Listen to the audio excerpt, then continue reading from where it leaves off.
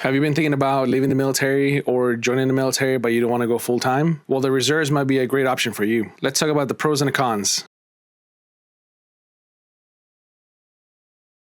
Hi, my name is Jonathan, and if we haven't met, I was active duty for 7.5 years. Then after that, I decided to leave active duty and I went to the reserves, and I've been in the reserves for about 5.5 years now. So I wanted to talk to you guys a little bit about my experience from going from active duty into the reserves, and it would be great for someone trying to join but does not want to do a full-time commitment. So I think this video is going to help with the decision of leaving or joining the full-time active duty or the reserves. The biggest thing by far is the freedom to do whatever you want in the reserves versus active duty. If you're active duty, it's very structured. They tell you what to do, they tell you where to go, when to be there, and you don't really have any choice of what you want to do. In the reserves, it's totally opposite. All you have to do is show up for your drills every so often, and the other 3 weekends out of the month, you get to do whatever you want, go wherever you want, live wherever you want. As long as you can make the drills, you're good to go. More pros of the reserves is that the flexibility of the schedule could be quarterly. So maybe you don't have to go every month. Maybe you could go every 3 months, you go for a week versus going one weekend every month. So that's something that you can search for whenever you're trying to search units. So if you're a brand new person trying to join, see if the job that you are going into the reserves offers the quarterly drills versus the monthly drills.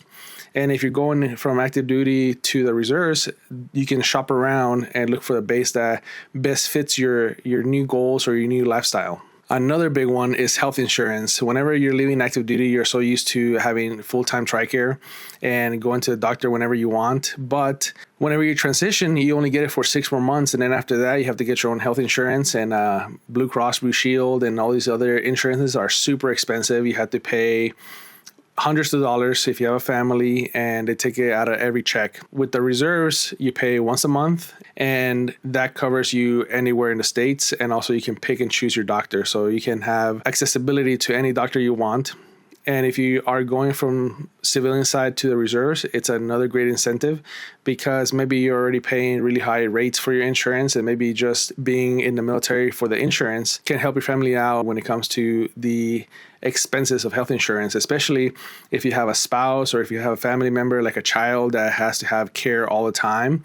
Then being in the reserves can offer a security in health insurance, and healthcare, being able to see specialists and all these things that doesn't have to be in a military base. It could be any doctor, because with TRICARE Select, you can select your doctor. Another pro is to keep your education benefits without touching your GI Bill. So if you're in the reserves, you still have tuition assistance, just like active duty.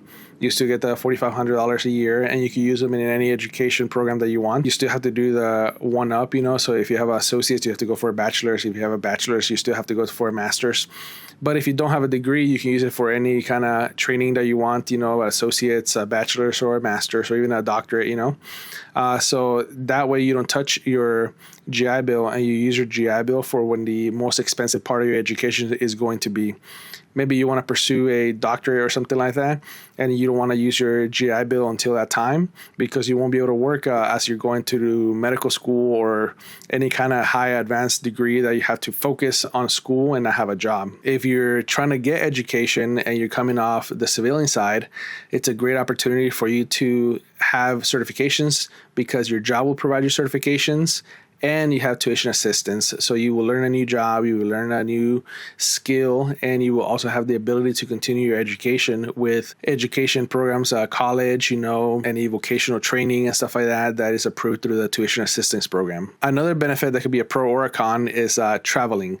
So in the reserves, I have traveled more in the reserves than I did when I was active duty.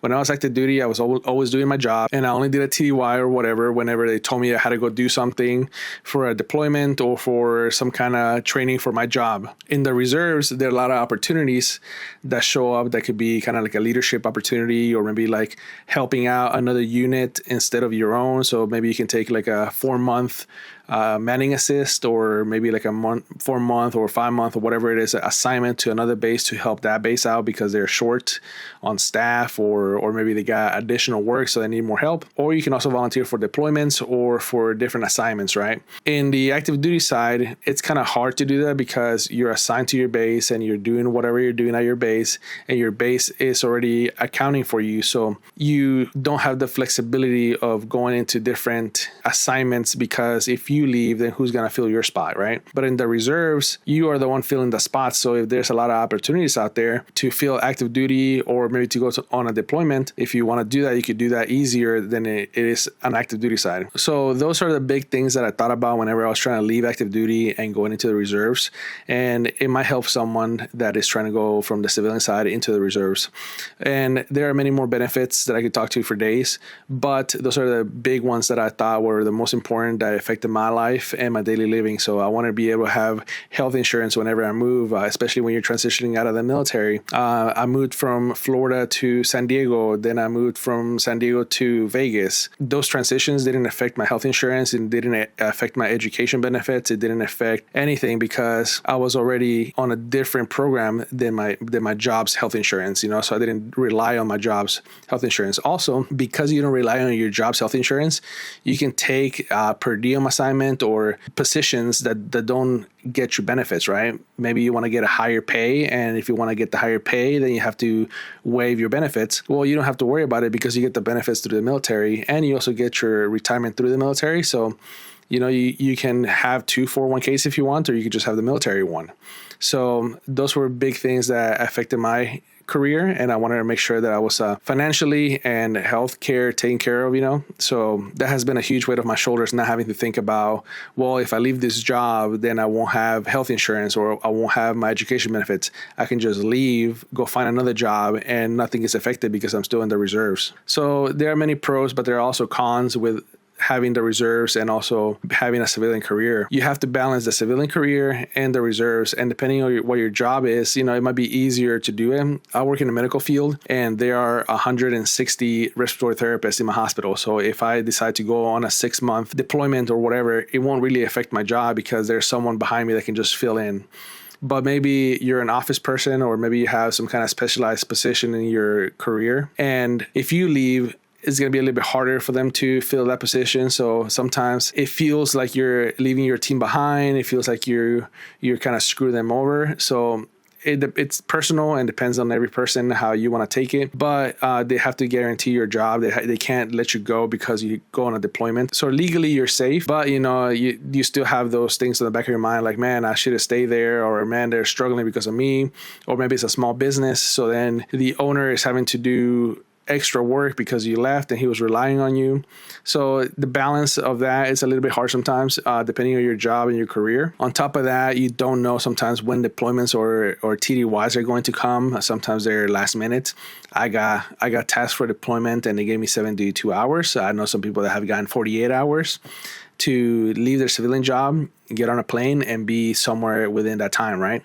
So maybe your job is not flexible where you can just take off and go. But if it is, that's positive for you, The one con that I think is the biggest con, I think, would be the fluctuation of pay. Depending on your salary, your position and everything, you might make less in the military than you do at your normal job, because you can't do overtime in the military. There's no overtime. There's no like, oh, I'm working extra hours this week. Everything is salary, everything is rank based, and it also depends on where you are stationed because of the BAH and also wherever they deploy you or wherever your assignment is, right? Doctors, for instance, they have huge bonuses at work because depending on how many people they see and everything. So when they deploy, they're always losing money because they can't see more patients. And even though they get big bonuses and everything in the military, it still sometimes doesn't outweigh their salary on the outside. Depending if you're a brand new person to the military and you're a senior airman or a staff sergeant, I think the best rank to be in the military as a reserves is probably E6 and above, because I think that's kind of like a good salary where it doesn't matter if you're a civilian or if you're military, you kind of get a good salary either way. So maybe that's something that you can consider. Maybe try to rank up as fast as possible, people, or if you're kind of transitioning over to a new unit, try to negotiate with them and be like, hey, I'll only go over there if you give me the next rank, because whenever you're in the reserves, you could do that. You could negotiate as long as you meet the time in service and all the requirements for the next rank. Then they can say like, hey, we'll bring you in and we'll rank you up. And as long as it's on paper, that's great. So those are great negotiating tools. When you're a brand new person, you still have to rank up as normal, but you don't have to test. So as soon as a position opens up, you can just kind of go into the next steps, right? So definitely check on your personal finances and see, using the tables online about the charts, how much to pay and everything, about how much you would make civilian side versus military side. So keep that in mind. At the end of the day, all this comes down to balancing your goals and your necessities, right? So if you are thinking about leaving active duty and you just need a little bit of time to figure out your life, maybe do like a 1-year contract. Go to the reserves, do a 1-year contract, see how it goes. If you don't like it, then after 1 year you can leave. After that, if you like it, you can renew it, do 2 or 3 years, but you don't have to do 4 or 6 years like you do in active duty. You could do 1 year at a time if you wanted to, which is kind of a pain in the butt to do because you have to like renew it very often. But if you want to do 2 years, 3 years, you can choose to do that. If you're a brand new person, you have to do the 4 or the 6, depending on your job. They might want you to do a longer contract, but after you get done with that contract, then you could do a year at a time. So definitely take a look at the benefits and the reason why you're trying to leave the military, and see if the reserves might be a good middle ground, or if you're trying to join and you don't want to go full time, maybe see if this is a good middle ground, because it can give you both the benefits of the military and a civilian career. So I hope this helps you out, and if you have any more questions, comment below, hit the like or subscribe button. All right guys, well I think that's all for this video. I'll be coming up with more videos. This is kind of like a series that I've been doing with the blog, so look at the blog post below. So leave those comments, it helps everyone out. And if you have any other questions, let me know. Have a great day. Thanks for watching. See you in the next one.